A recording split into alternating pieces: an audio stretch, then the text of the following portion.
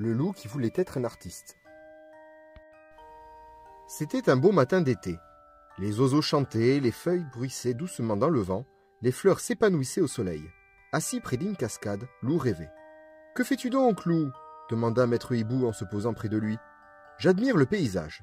C'est un enchantement, ne trouvez-vous pas » répondit Loup. « Oh oh » fit Maître Hibou, « te voilà artiste maintenant. » Loup réfléchit un moment. Lui, un artiste ? Maintenant que j'y pense, j'ai toujours eu envie de peindre, s'exclama Loup. Je le sens, j'ai du talent. Et il fila chercher une toile, un chevalet et des tubes de peinture. Loup s'installa à l'ombre d'un grand chêne devant la cascade. Il étala les couleurs sur sa palette et se mit au travail, le cœur léger. Loup était si absorbé par sa tâche qu'il n'entendit pas Louve arriver. « Bonjour Loup, que fais-tu donc ?»« Je peins, répondit Loup. Les couleurs de la forêt, le chant de la cascade, je suis inspiré. » Louve regardait la toile.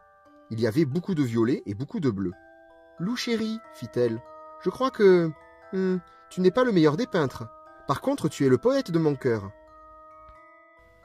Louve a raison, je suis un poète dans l'âme, » s'exclama Loup. Et il fila chercher du papier et un crayon.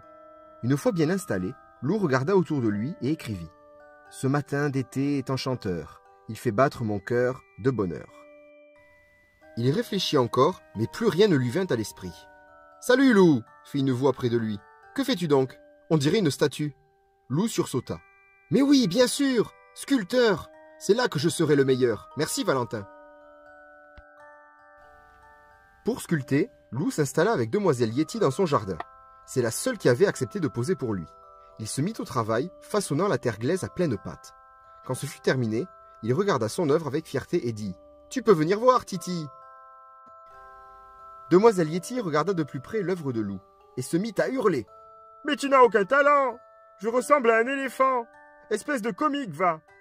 Elle piétina la statue avant de disparaître entre les arbres, furieuse. « Comique ? Mais pourquoi n'y ai-je pas pensé plus tôt ?» fit Loup. « Faire rigoler, voilà ce qui me plaît. » Avec entrain, Loup monta son petit spectacle. Quand il fut prêt, il installa une estrade dans la forêt. Quelques animaux intrigués s'arrêtèrent pour le regarder. Hélas pour Loup, ce fut un vrai désastre. Ses blagues ne faisaient rire personne, et il dut s'arrêter en plein spectacle. On lui jetait des tomates. Tête basse, Loup rentra chez lui. Il s'installa sur son canapé, ouvrit son journal préféré et lut « Recherche comédien pour jouer le rôle du grand méchant loup. Audition jeudi à 15 h. » Loup redressa le museau, une petite lumière dans les yeux. Vedette de cinéma.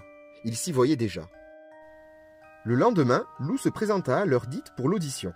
Dans la salle d'attente, de nombreux comédiens attendaient. Loup regarda autour de lui et il eut la peur de sa vie. « Ah !» hurla-t-il terrorisé. « Que ces loups ont l'air méchants !» Entendant ce cri extraordinaire, le metteur en scène ouvrit sa porte et examina Loup. « Certes, vous n'avez rien d'effrayant, mais quelle voix, mon ami, quelle voix ! Vous devriez être chanteur. Vous feriez fureur. »« Merci, fit Loup. C'est vrai que j'ai toujours aimé chanter. » Tout excité, il rentra chez lui et annonça à ses amis. « Je vais devenir rockstar. Qui veut faire partie de mon groupe ?»« Moi !» cria Gros Louis. « Et je prends la batterie. »« Au saxo, je ferai le show, fit Alfred. « À la guitare électrique, je serai fantastique, se réjouit Valentin. « Moi, je peux écrire les chansons, proposa Joshua. « Mais qui va chanter ?» demanda Demoiselle Yeti. « Moi, évidemment, dit Loup. Il paraît que j'ai une voix terrible. Écoutez un peu. » Il commença à chanter. Ses amis en restèrent interloqués. Loup avait vraiment du talent. « Rendez-vous ici demain avec vos instruments, fit Loup. Et quand nous serons prêts, nous ferons un concert. » Le groupe de rock fut baptisé les Rocking Loups. Il fallut écrire les chansons, composer la musique, monter une scène, s'occuper des éclairages, du son et répéter chaque jour. Quand tout fut prêt pour le concert, des affiches furent collées dans la forêt. « Venez nombreux au concert des Rocking Loups, musique d'enfer, ambiance assurée !» Le grand soir arriva enfin. Loup entra sur scène. Il prit une profonde inspiration et commença à chanter. À la fin de la première chanson, il y eut un grand silence. Puis les applaudissements explosèrent. « Une autre ! Une autre !» criaient les animaux déchaînés. Rassuré, Loup reprit le micro. C'était parti pour le show. Ce fut un concert du tonnerre. Loup mit le feu à la forêt entière. Le lendemain, les Rocking Loups firent la une de tous les journaux. On les invita à venir chanter sur les scènes de Paris, New York, Rio.